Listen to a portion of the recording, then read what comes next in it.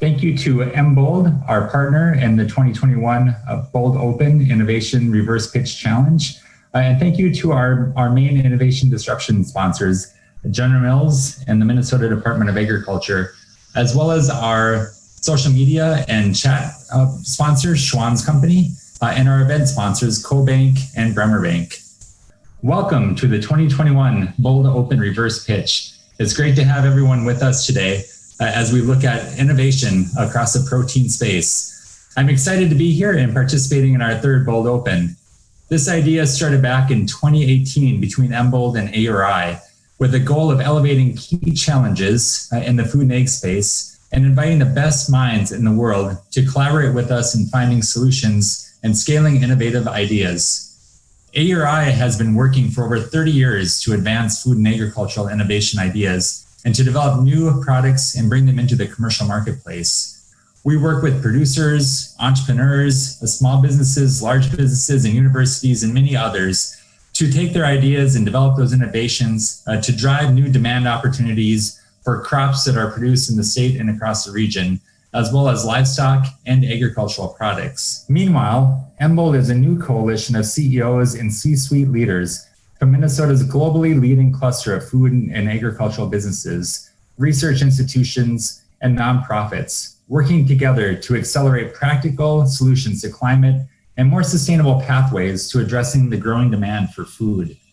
The Bold Open is a global platform. We seek great ideas from anywhere in the world for collaborations and partnerships to accelerate innovation and new solutions.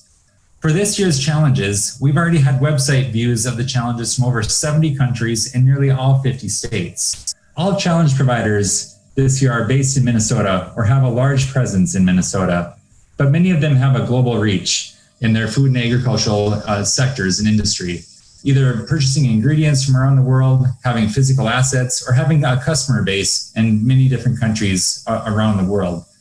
In our first 2 years of the Bold Open, we covered a broad range of topics. This year, we decided to hone in on a critical issue facing our industry and our planet, and that is around protein innovation, products, practices, and processes, such as enhancing animal proteins and their sustainability, as well as advancing plant and other protein opportunities. The 10 challenge participants today cover the gamut of innovation and the needs across the protein sector. Bold Open is powered by AURI in partnership with Mbold, and we have a great collaboration of nonprofits, trade associations, large and small businesses that are with us today to support innovation and put forth challenges for you as well. They include Cargill, Compeer Financial, Field Theory, Greater MSP, Grow North, Hormel Foods, Land O'Lakes, McKinsey & Company, Midwest Dairy, Minnesota Beef Council, the Minnesota State Cattlemen Growers Association, SunOpta, Techstars Farm to Fork Accelerator, and the University of Minnesota. And a special thank you as well to our Bold Open sponsors that provided financial support to the Bold Open program, those being General Mills, as well as the Minnesota Department of Agriculture, and to Schwann's Company, who provided social media, chat, and the chat function support as well as a sponsorship. And finally, to our event sponsors, CoBank and Bremer Bank. We've got a great program today. We've got the 10 challenges that from our support organizations and collaborating organizations. We've got a short presentation to kick us off on the needs for protein innovation and what's driving protein demand. And then we'll have a chance to network and to connect via breakout rooms with the challenge providers for you to get to know them better, to talk about your solution space and to hear more about the challenges and what they're really looking for, to see if you can be part of the solution in addressing these industry challenges and innovation needs.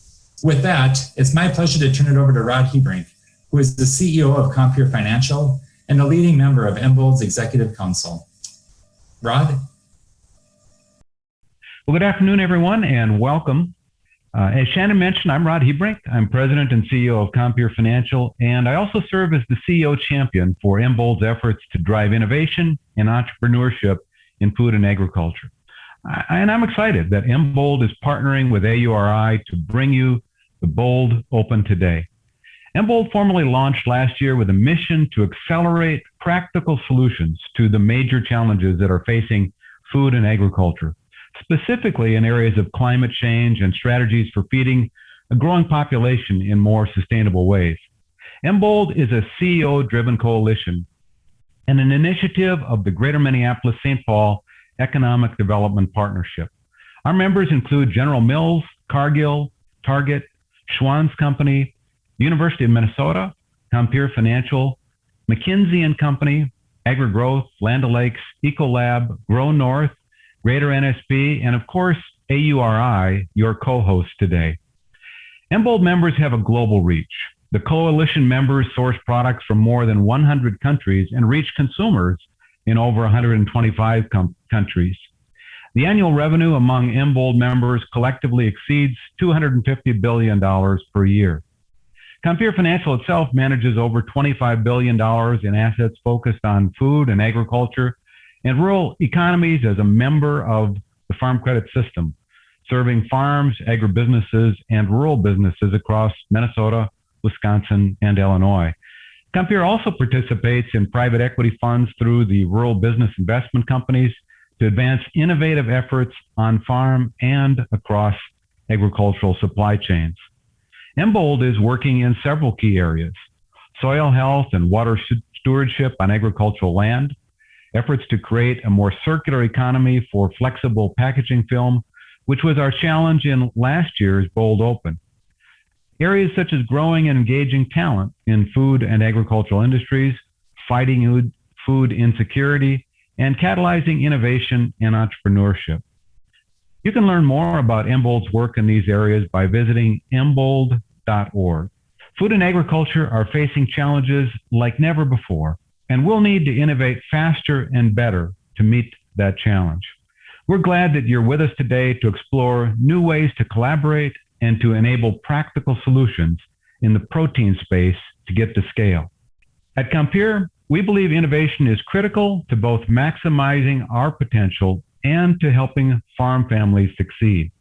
We know that as income levels rise in developing countries, the demand for protein also increases. We need to become increasingly efficient to balance demand and resources with sustainable production practices. Innovation is a team sport. We learn and build from one another's discoveries, which is why we've been a part of the Bold Open program the last several years. Thank you again for being with us today, and it is my pleasure to welcome Tim Walz, the Governor of the state of Minnesota. Hello everyone, Governor Walz here. Welcome to the Bold Open. This event, launched just 3 years ago, brings together Minnesota's best entrepreneurs, researchers, and innovators to find new solutions to feeding our planet. And thank you to our host, the Agricultural Utilizations Research Institute, for bringing everyone together today and for more than 30 years of working with agricultural producers in Minnesota to turn their ideas into innovations and reality. I also want to thank the Embold Coalition, their partners and the leaders of Minnesota's food and agricultural industries who are with us today, for your commitment to addressing our planet's immediate and long-term challenges, including the COVID-19 pandemic, world hunger, food insecurity, and the impact of climate change. We know that innovation is the answer to solving these global problems, and the Bold Open provides an incredible opportunity to help share our food systems ideas for the future. Minnesota is an agricultural leader, and our ag sector isn't just limited to farms. It's a broad and rich sector that supports more than 430,000 jobs throughout this state, from growers and producers to food processing to manufacturing. We also have world-renowned corporate leadership and first-class research facilities working together to find innovative solutions to worldwide food production problems. Right here in Minnesota, corporations, universities, researchers, and organizations are working to build a future that makes our food system more resilient, stronger, and more equitable. Thank you for your important work and best wishes for a successful event. Thank you, Rod, for your leadership around innovation and entrepreneurship, and for the collaborative effort on the Bold Open program. And thank you, Governor Walz, for your leadership and for the comments around the importance of the food and agricultural sector and advancing innovation to drive food and agricultural opportunities. With that, it's my pleasure now to welcome Mark Greenwood. And Mark is the Chief Diversified Markets Officer for Compeer Financial. Mark has been with Compeer Financial since 1997 and has seen a lot of different changes across the agricultural sector. He's very much involved in the animal protein space and the protein space overall. Mark will share some perspectives on why innovation is needed in the protein space and what's driving the innovation needs in the two areas that we've identified, accelerating protein as well as the sustainability of protein. It is my pleasure now to welcome Mark Greenwood. Mark? Hello, everybody. This is Mark Greenwood, Chief Diversified Markets Officer with Compere. It's an honor and a pleasure to visit with you today. I want to thank AURI and the MBOLD sponsors of this event. It's an important event because when you start looking at the overall demand that we're going to see across the world, and it's really the evolution and when we're in the United States, I think sometimes we often forget we're in a global marketplace. Even in the United States, we have some disparity income, but when you start looking at the average amount of dollars that were spent on overall disposable income was spent on food in the United States in 2020 was at actually an all-time low. It was under 9%. I think that accurate figure is about 8.6 to 8.8. But in that gap, you'll see the lower income Americans probably spent close to 35% of their overall income on food. In addition to that, when you start looking at the global marketplace, and as anybody that's part of this process and has interest in this, we're all aware of the growing population. In addition to that, and through the slides that I'll show, is not only a growth in population, but also a growth in overall disposable income. And anytime anybody has more disposable dollars, the first thing that they're actually going to do is spend more money on protein or a more nutritious diet. And this is really where it starts, where innovation is needed, with some of the statistics I'll show in this presentation on why this is so important. And if we really take a look to the future, and I think in the last year and a half, when you really looked at the world of COVID, it probably took us a step back. But when you start looking at, hopefully the worst is over and we get to a new normal, you're going to start seeing these emerging economies really starting to look forward, and the overall need and really the importance of starting the innovation going forward on protein. If you look at global protein demand fundamentals, first thing I already mentioned a little bit, and I'll give you more details, there's more money. The World Bank IMF forecast for GDP is to rise really equivalent of US dollars by $25 trillion over the next 10 years, up to 82 trillion in 2020.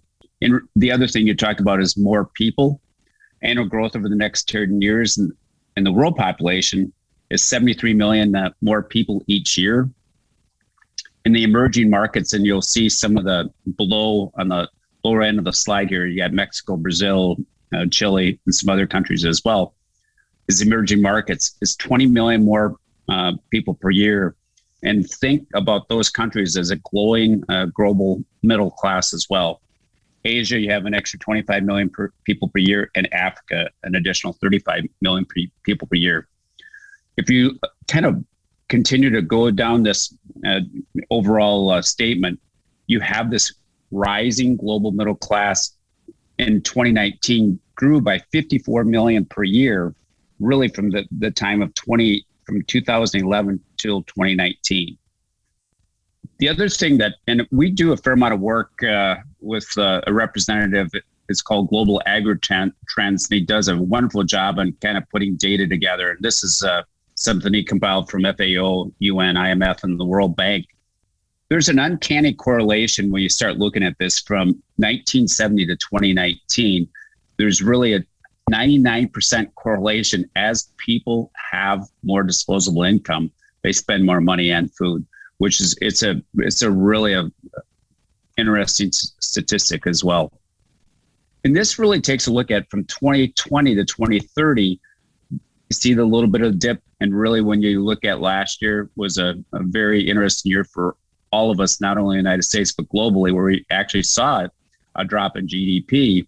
But if you look at from 2020 to 2030, we're probably going to go from about $82 trillion US to in that neighborhood of 105 to 110 trillion dollars of real disposable income. That's the projection, which is it's a very significant number. And this will also show, as remember we talked about that 99% correlation with as you get more overall disposable income, that you're going to have this rise in forecast for overall protein demand. And if you kind of forward the slide just a little bit, it'll really show the importance of what's going to happen in the next 10 years.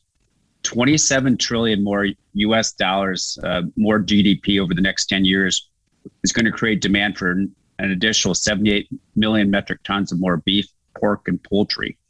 And we really haven't really talked about other protein sources yet. And I'll get to that in the next slide. And we're starting to see other emerging proteins, and really this is still evolving. But if you look at alternative plant protein, this, when you start looking at some of the statistics that we've seen, really over the next 15 years, it's really about a 14% compound annual growth rate each year, with the plant protein products really starting a consistent growth, 13% for the next 5 years. Then it actually grows even more, 22% from 2025 to 2030. And then it kind of maybe potentially stabilizes. But then you have two new emerging proteins, microorganism-based, which are basically insects, and then you'd also have animal cell-based protein. I think those emerging proteins, when you start looking at from a global perspective, and even from, I'd say, consumer perspective, they will continue to look at ways of enhancing their diets, and these will continue to enter into the market forces, not only in the United States, but also globally. I have been blessed to have 5 grandchildren. I just had new our son and daughter-in-law just had a new grandchild about a month ago. And I started thinking about them and thinking about 29 years from now, what the world's going to look like. And you are going to have this population growth. And I think there's a lot of statistics talks about close to 10 billion people. In addition to that, you're going to have more disposable income, and you kind of roll all that up. And if you look at animal protein, we are not even talking about the plant protein demand as well. It's a 52% increase of overall protein demand. And so you start looking at all this and saying, well, how are we going to do this? In addition to that, you want to make sure that, globally from an environmental standpoint, that we have a healthy and safe environment as well, to make sure we have a long-term sustainable success for the people in the future. And I think everybody buys into this across the board. When you look at sustainable food, first thing you'd always want for anybody, you want fair and accessible choices of food for anybody in the world. The one thing I think all of us need to work on is no waste. There's plenty of statistics out there, and I think, what can certain individuals do? Every family, whether you're a person of 1 or a family of 4 or 5, look and think about every day on how much food that you might be potentially throwing away. If we could improve that, that would make a significant impact. And is saying, okay, what can I do? That's one thing that every individual could actually do. There's no question that we want individuals to have healthy food as well. It's good for them and it's nutritious as well. You're hearing a lot of talk about local and having that ability to get source food that's close to where you live. And a couple of emerging trends is the urban agriculture, when you especially look at vegetables that are probably grown in urban areas, whether it be lettuce, tomatoes, those types of things. We're starting to see some of those, and I think you'll continue to see those in the future. The other thing you want to also do is make sure it's ecologically responsible, that from an environmental standpoint, that the environment continues to not worsen, but actually, by the use of innovation and technology, actually have the ability to improve going forward. And I'm not going to talk about each part of the circle. I'm going to talk about probably 4 of them. I think the first thing you have to do, and I'll go to the upper right-hand corner, is really transforming mindsets and a lot of times I'll talk to groups of people, and the first thing that they'll say, well, we can't. That's not going to work. I want to take those two words, we can't, and flip them to say, can't we? And it's really transferring the mindsets that anything is potentially possible if you have the right mindset. I'm going to go to the second bottom right is designing the market incentives.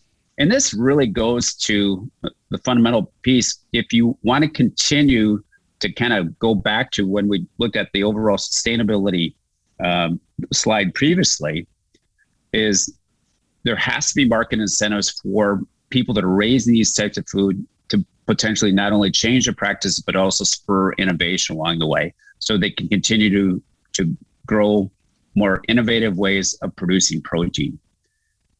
The next part I'm going to talk about, since I'm in the finance business, is ensuing stable finance. You got to have access to stable capital and probably patient capital during times of innovation. That, I believe, kind of ties into some things when we look at government support, whether it's government guarantees, and there's good programs out there, but you might have to expand that if you want to continue to make sure that you're building on this innovation path to, expanding overall global protein demand. And the last thing is upper right, probably around 10 o'clock, is building trust. And that's really across the entire food system. And then the last thing I would tie into that building trust is trust with the consumer, because it goes from the producer to a processor to a food company and also the consumer. And you have to gain trust across all those chains in order for it to be successful. I want to really talk about, and oftentimes I've had the privilege of working with farmers, and actually my dad was a farmer, and what they have done in terms of getting better every year when it comes to sustainability. And I'll go to this chart here, where in 1950, the average American farmer actually only fed 16 people. Last year, that same American farmer fed 200 people. And that's a wonderful story that oftentimes we often forget about. And I just want to make sure we brought that into consideration as well. You look at all these statistics and say, okay, how are you going to do all this? It is absolutely a balancing act. And I think it's good timing that I use this, since we have the Olympics already started. But if you don't try and have a mindset of working on trying to figure out a way to meet the overall global demands for protein, we're not going to have the ability to feed the people that are looking for more affordable proteins going forward. So with that, it really dovetails into why there's a significant need for innovation in this market space. And the last thing I'll wrap up is, again, I want to thank everybody for listening to the presentation. Hopefully I stimulated some thoughts and also showed some statistics on why innovation is needed for the growing demand in the global marketplace on protein. So with that, thank you very much. Have a great day. Thank you, Mark, for your presentation. And now it's my pleasure to kick off the reverse pitch section of the program. I absolutely love this format of putting the established companies in the hot seat and having them pitch their ideas to entrepreneurs, innovators, and researchers that are listening and looking to formulate solutions to the challenges that our challenge partners are facing.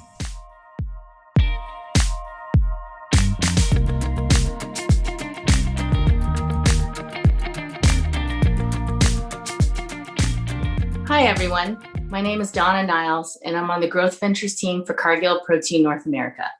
Our business produces, distributes, and markets beef, turkey, chicken, and egg products to retail, food service, and food manufacturers throughout North America. We are also a global exporter of meat and byproducts. Cargill's purpose is to nourish the world in a safe, responsible, and sustainable way, and we're keenly invested in reducing food waste as part of our company's Beef Up initiative, which aims to reduce greenhouse gas emissions in the U.S. beef supply chain by 30% by 2030. At Cargill, we believe in the power of bringing outside perspectives, technologies, and partnerships to our business. Disruptive innovation is a key enabler to sustained growth, and we can think of no better way to do so than by participating in the Bold Open Challenge. Together with my colleague Brad Wright, who is the Global Protein R&D Lead for Packaging and Long-Term Innovation, we're pleased to introduce our Bold Challenge for 2021, Spoilage Sensing and Detection for Protein Products. We seek any technologies, methodologies, and applications that can be used in meat or egg products to detect, measure, monitor, or predict spoilage. While Cargill is open to all potential ideas, optimal solutions will be food safe, won't require ingredient labeling, are cost effective, and can be applied across different protein and product types. Cargill has actively moved to reduce use of antibiotics in our U.S. animal protein supply chain, and any solutions that require additional application of antibiotics are out of scope. Please join us in accelerating Cargill's efforts this July by registering or submitting your proposal for the Bold Open at boldopenmn.com by the end of August 2021. We look forward to partnering with you and your team.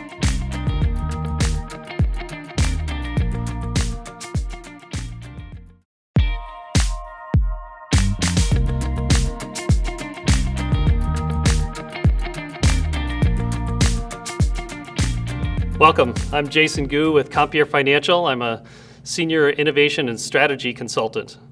And thank you for joining me on my Bold Open pitch today. We're going to solve a pretty good challenge today. Compeer Financial is a member-owned farm credit cooperative that stretches across 3 states, Minnesota, Wisconsin, and Illinois, across 144 counties. We're one of the largest farm credits in the country. We have 70,000 plus member owners as part of the cooperative. We have 1,300 plus dedicated employees across our 3 states and 144 counties, and we have $25.4 billion in total assets. What we're looking for today is to solve the pretty well-known problem around going from a small or medium operation to a large operation and beyond, if you choose to stay independent and not be a part of a larger consolidated operation. For example, if you were going to go from a 500 head dairy looking to become a 2,000 head dairy, or maybe with eyes towards 3,000 head dairy, or that could happen in any protein operation, what does it take to be scalable and more efficient? It's hard to get from small to medium to large without hitching your wagon to a larger corporate entity. So how can we find solutions around that? A few of the examples that we're talking about include maybe cooperative nursery services or transportation, unique ways to balance labor costs that don't solely rely on automation. We know that automation is expensive for small to medium sized producers, and if we do have automation ideas, we'd love to hear more cost effective and efficient ways. Are there supply chain partnerships that can come into play that we've never experienced before? We're looking for new thinking around processing infrastructure growth. So the distance between cheese factories and butchers and that kind of thing clearly increased costs for small and medium producers. So how can we do a little bit better?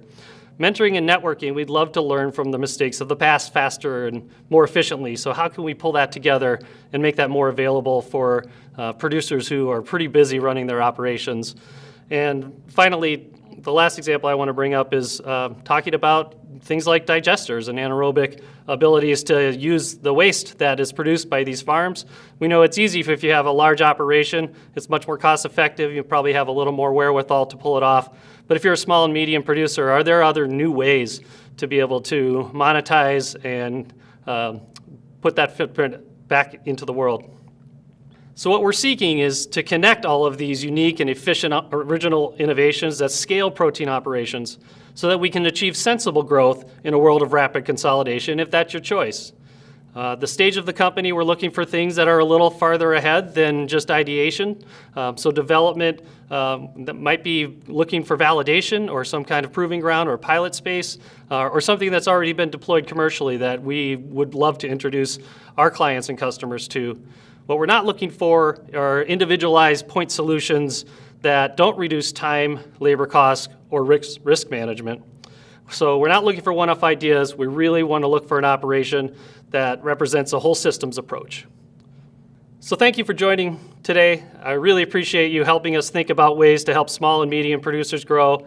please register at boldopenmn.com, and we'd like to partner with you to help make things happen.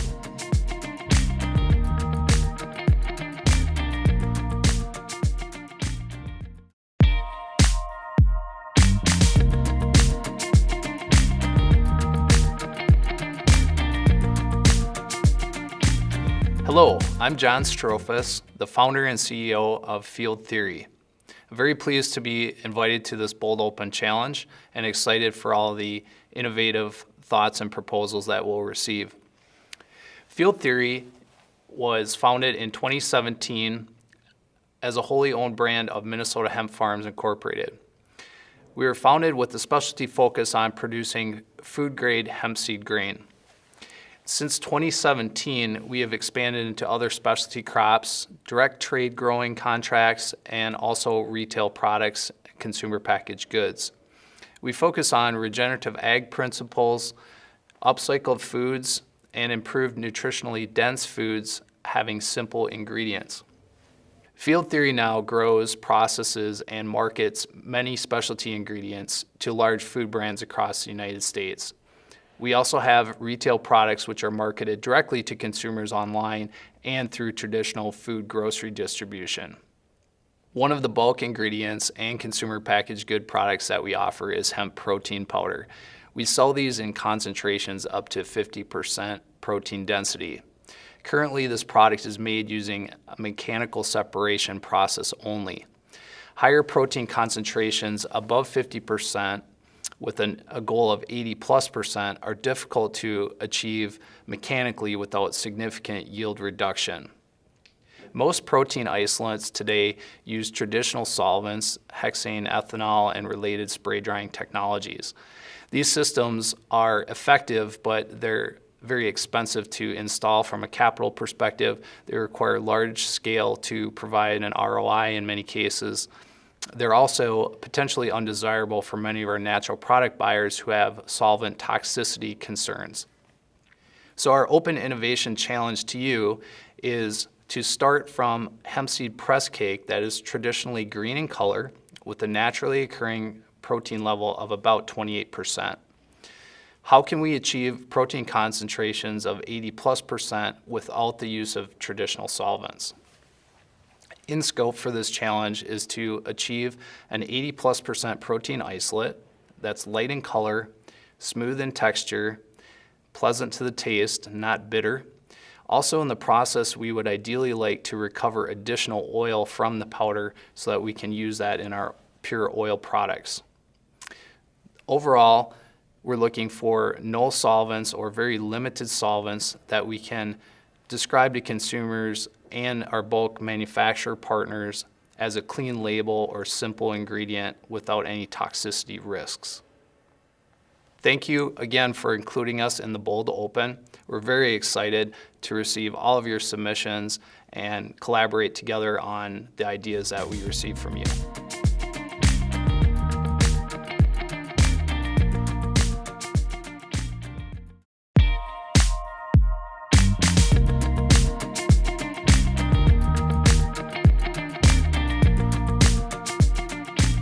Greetings, my name is Ryan Tim, a research scientist at Hormel Foods.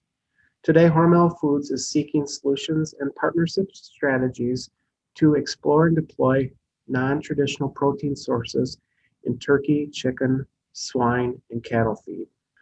Hormel Foods Corporation is based in Austin, Minnesota, and is a global branded food company with over $9 billion in annual revenues across 75 countries worldwide. Here at Hormel, we are a group of 20,000 inspired people making inspired foods. Some of our brands include Spam, Natural Choice, Columbus, Applegate, Black Label, Justin's, Skippy, and Jennie-O. Jennie-O raises approximately 52 million turkeys in more than 300 barns per year. Because of this large scale, commodity prices have a significant impact on the business, and in 2021, Jennie-O experienced grain prices not seen since 2012. For example, on July 10th, 2020, soybean prices were $8.87 per bushel, While on June 9th of this year, soybean prices were $15.63 per bushel. Because of this volatility, Hormel is seeking external partnership to explore non-traditional protein sources for use in market animals' diets. Solutions must be given careful consideration so animal welfare, the environment, human health are not compromised. For the scope of this project, number one, proposed protein sources must be non-traditional. Examples could include insects, worms, and algae. Number two, solutions must be economically feasible and not negatively impact farm management practices. Number three, solutions must be able to fit into the current supply chain for feed manufacturing. And number four, Hormel would like the ability to test any solutions on a small scale level. Hormel is not interested in solutions regarding human and/or pet nutrition and will not consider any funding for long-term research. Thank you for considering this proposal. Hormel is looking forward to your feedback and solutions.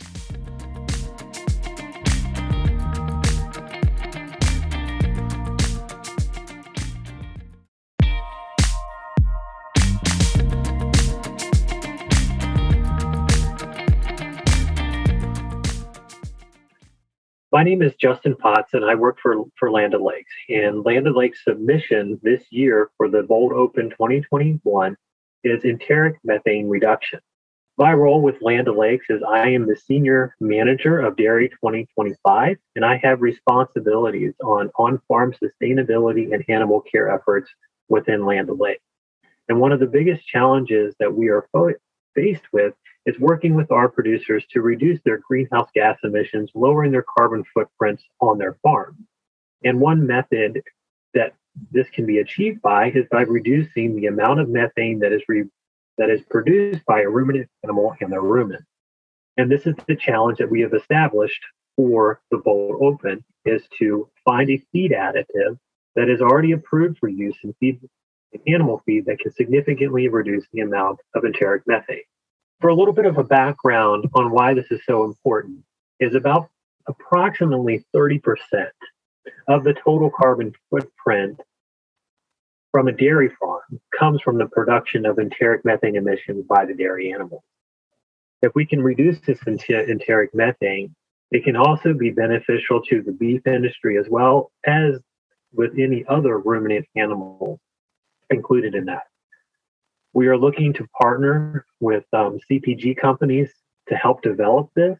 And we are also noticing a lot of CPG companies are looking to lower their net zero, their carbon emissions over the next 25 to 30 years. A lot of them have a stated goal of being net zero by 2050, but additionally, they have goals of reducing their carbon footprint by 10% by 2025. 30% by 2030, 40% by 2040. And if we can develop this enteric methane feed additive, it will help us greatly to reach these goals and what not only the industry is set for itself, but also a lot of the companies that we partner with and sell our products to, including milk and meat and dairy. We do realize that there are several feed additives as you research this that are on the path to being approved for use in ruminants. However, a lot of these approvals may have just been received overseas outside of the US, and now that they can possibly be used in the US, they still have to go through a very rigorous process that's required by the FDA, which includes long-term farm studies. So the real goal here is to find something, if there's something out there that is already FDA approved, that does not need to go through this process, that we can get a huge jump start on this process of reducing methane production in our animals. And one of the most important things to realize here is that methane that's produced in the ruminant and expelled through her belching, through her mouth, is that methane is about 25 times more potent than carbon dioxide at trapping heat in the atmosphere. And with our ruminant animals, approximately 80 to 95% of the methane produced is in the rumen. So we're looking to find that feed additive that can greatly reduce the enteric methane production. So the challenge we have coming from Land O'Lakes is to identify an FDA-approved novel feed additive that can significantly reduce the amount of enteric methane produced by ruminant animals from a partner willing to conduct basic research. Furthermore, we'd be interested in a partner who conduct joint research with us or development to finalize with some level of validation. So the last thing I just want to make to everybody is just a plea to please register for the Bold Open on July 21st and submit your submission into this challenge. Thank you.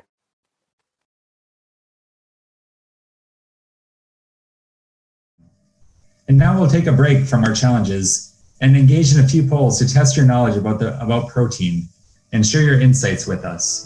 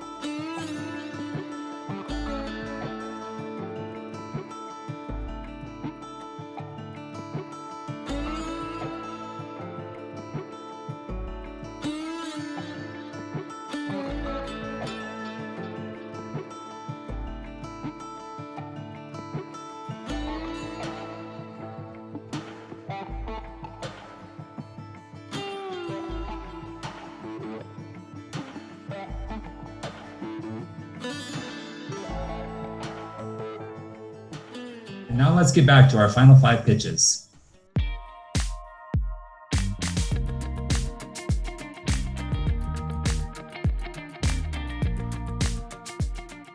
Good afternoon. I'm Joanne Birkenkamp, the Managing Director of the MBOLD Coalition, and I'm excited to talk with you today about our challenge, which is focused on strategies for commercializing the cash cover crop winter camelina, including the protein, oil, meal, and seed, in order to accelerate market opportunities for winter camelina in the United States. So first, a word about the MBOLD Coalition. We're a newly formed coalition of Minnesota-based food and agriculture companies, research institutions, and nonprofit organizations who have come together to work on accelerating solutions to big challenges facing food and agriculture, particularly including climate change, related sustainability challenges, and the growing global demand for food. One thing we realize is that cover crops are critical to soil health and water stewardship on agricultural lands.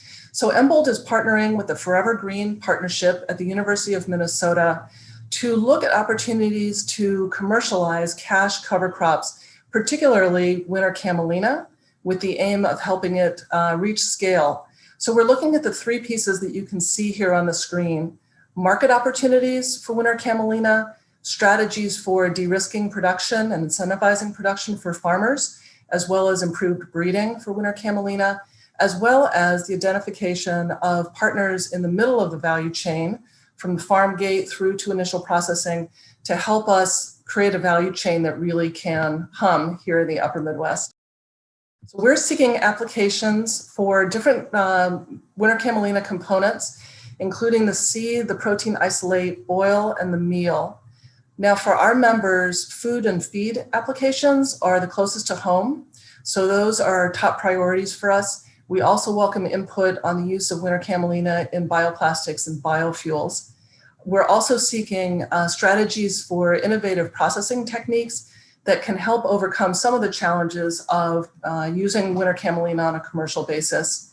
One thing I would note is that MBOLD companies are active across multiple food and feed categories and multiple stages of the value chain.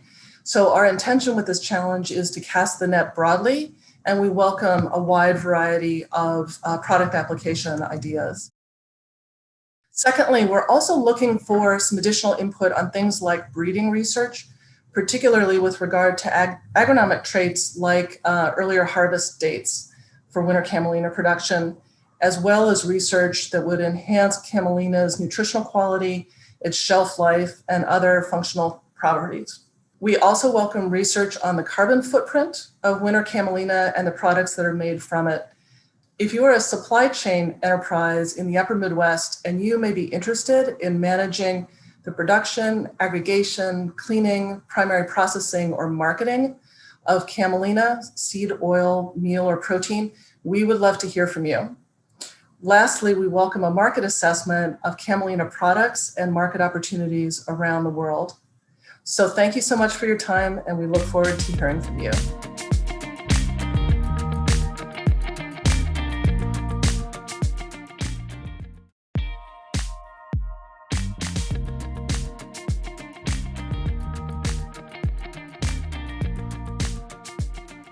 Hi, my name is Jennifer Vogley, and I'm the Vice President of Marketing Communications at Midwest Dairy. And I'm here to tell you a little bit about our company first. Midwest Dairy is a not-for-profit. We are funded by 5,800 local dairy farmers, farm families. We are committed to sharing the story of how local dairy farmers provide deliciously fresh, local dairy products that are nutrient-rich to consumers. With a focus on sustainability, including an initiative to help farms achieve net zero by 2050, Midwest Dairy helps connect farms to people. The name of our challenge is we would like to develop an effective communication strategy on why dairy for both millennial parents of Gen Z and Gen Z consumers. So to set the stage, recently dairy has seen a lot of competition from conflicting health and environmental messaging. Our challenge is to respond proactively through factual comparisons and storytelling that resonates with consumers. We like to say we are data rich and knowledge poor. We seek to understand how to leverage data effectively with consumers. So what are we looking for? Strong messaging for why dairy targeted to millennial parents of Gen Z and Gen Z consumers. Specifically, how do we articulate sustainability messaging, water usage, transportation, greenhouse gases for dairy versus other choices to reach the millennial parents of Gen Z and Gen Z audiences?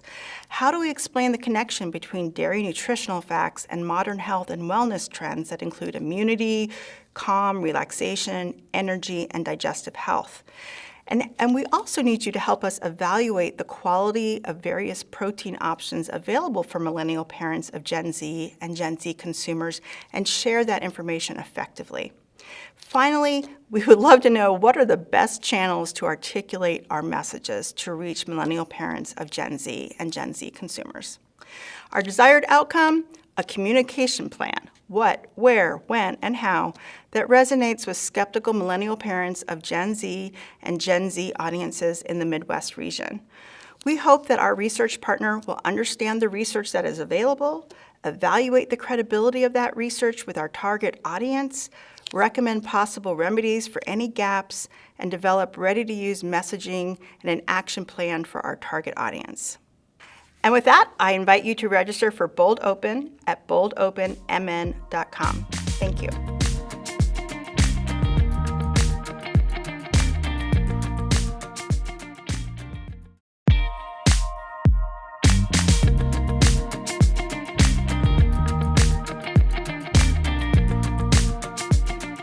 Hello, everyone. Thank you for joining us. My name is Allison Vanderwall. I'm the Executive Director of the Minnesota State Cattlemen's Association, and I'm joining you today to represent the Cattlemen's Association and the Minnesota Beef Council to present our pitch in regards to beef production here in Minnesota. So a little bit about our two organizations. We have the Minnesota Beef Council. The Minnesota Beef Council is funded and managed by beef farmers and ranchers through the beef checkoff. So every time an animal is sold in our state, $1 goes to our checkoff. 50 cents stays within our state, and 50 cents goes to our national organization. And those dollars are used to provide beef promotion, marketing and research, and educational programs for not only beef producers, but also consumers of our great product beef. We really want to protect and enhance the business climate of beef. We want to grow consumers' trust in beef and our beef production within our state. And we want to promote and strengthen beef's value and proposition and drive growth in our beef exports as well. On the flip side, the Cattlemen's Association, which is what I represent, we are a grassroots nonprofit membership organization that advocates on behalf of its membership on policy both on the local, state, and national level. We work to ensure cattle production remains relevant, safe, and a sustainable way of life for generations to come in our state. I represent over 1,000 members across our wide climate here in Minnesota. Again, we have state and national level influence, and I advocate for all type of beef production in Minnesota. Minnesota cattle farmers and ranchers are the original conservationists. We take and utilize resources and land that's not suitable for human protein or crop production, and we turn that into a high-quality protein that humans can consume. We are a proudly segmented industry and one of the only left segmented industries in animal agriculture, meaning that families own and operate individually cow-calf production, background, and feedlot operations throughout our state. And we represent every single segment here in our state. With that, each operation is very unique, ranging in size. We can have a couple thousand head family-owned operations down to just a couple hundred or less head operations within our state. A lot of our producers are unaware of monetary investment associated with involving sustainability practices on their operation. And not only are they unaware of monetary investment, but how that timeline of those practices can fit into their current production, the economic outcome that they can expect from adopting these practices, and operational benefits that can accompany these when implementing on their operation. And with that unawareness, a lot of our producers are skeptical. They operate on very tight margins, which can make them skeptical to incorporate some of these practices when their traditional way of farming, they know that they can make money and the timeline that's associated with that. So what are we looking for, and what is our challenge that our council and association is presenting to you all? Our two organizations are really searching for a framework that outlines these different beef production practices and cropping sustainability practices, the monetary investment and what impacts they should expect from each practice. So these solutions can be a database, an application, an Excel spreadsheet, anything that combines all of the state sustainability practices of cropping, and beef production into one location so producers can go and find that and really learn how to incorporate those onto their farm so we can better understand the investment that they're making when adopting these, and gives them a starting point to start adopting sustainability practices in the hope that they continue to adopt in years to come. Solutions that we're really not looking for is proposals that eliminate and reduce beef production and consumption within our state. And we're not really looking to add any personnel to either organization to really address this challenge. Thank you, everybody, for watching. We really look forward to the proposals that you're going to send in and attend the Minnesota Bold Open with us.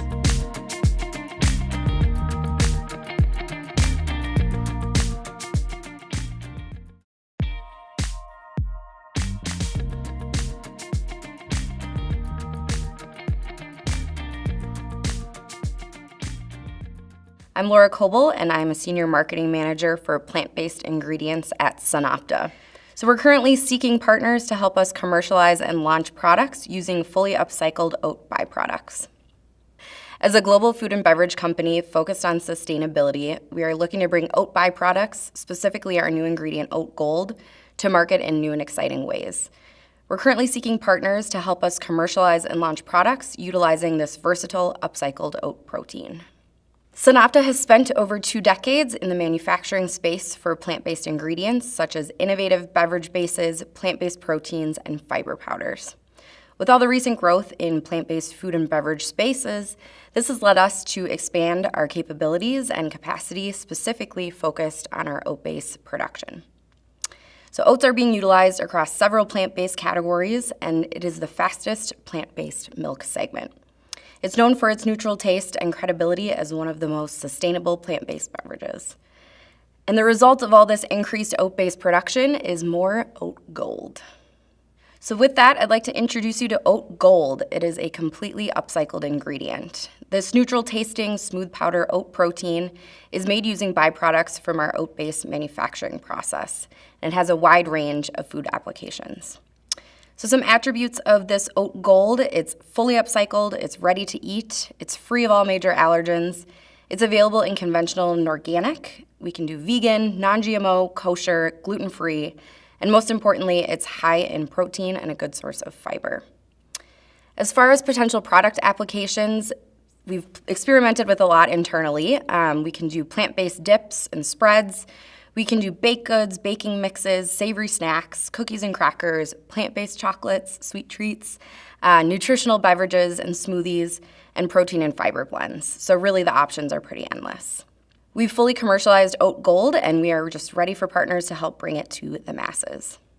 As far as scope of solution space, solutions can span virtually any product category or channel with potential commercial application. So as far as manufacturing goes, we can do multiple different avenues. SunOpta could either sell Oat Gold in 50-pound bags as an ingredient to other manufacturers to incorporate into their own finished products, or we can utilize our own internal manufacturing network to launch finished products within our current capabilities. We have a pretty brand agnostic approach. With that, we can go to market in a variety of ways, such as co-manufacturing, branded products, or private label. And we're open to collaborating on potential commercial opportunities, leaning on our internal R&D expertise. As far as out of scope, due to Oat Gold not being fully water soluble, this product wouldn't really lend itself well to beverage applications unless it's something a little bit thicker in texture, such as a shake or a smoothie. So with that, we look forward to your potential partnership, and we hope to see you at the Bold Open in July.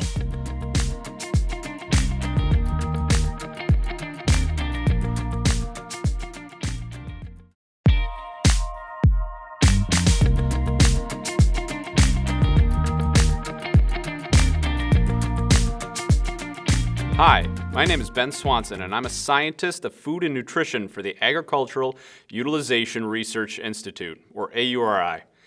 I'm here today seeking ideas and solutions to assist local and regional meat processors in Minnesota and throughout the Midwest region.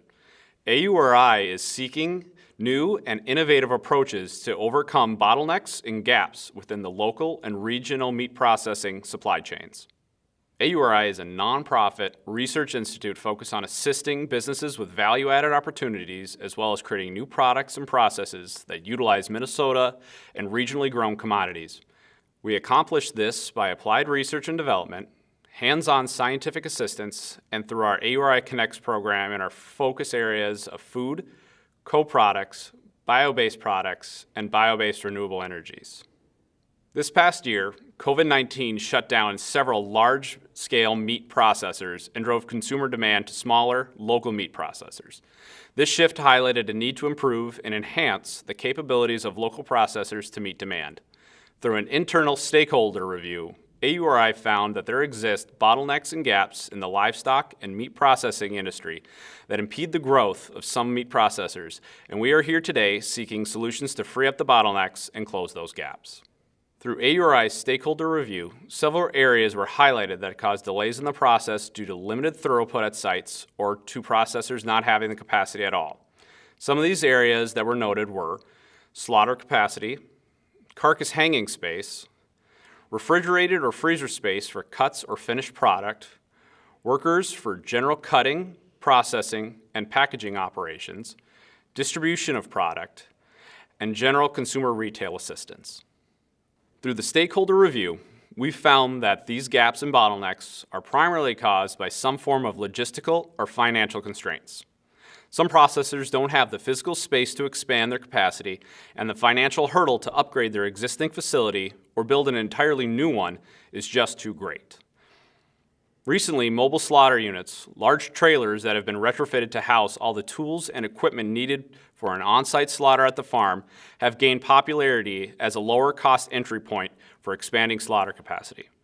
While being another low-cost option for processors, this represents a solution to only one segment of the value chain, and a broader, more complete approach is needed to address the entire value chain.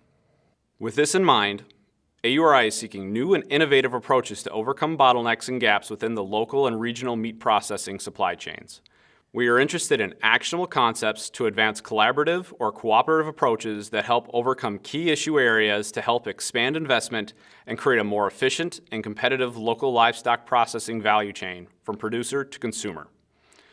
We are open to all ideas that would be actionable solutions to explore with local meat processors and producers. We look forward to the proposals, and we look forward to helping assist the local and regional meat processors. Thank you.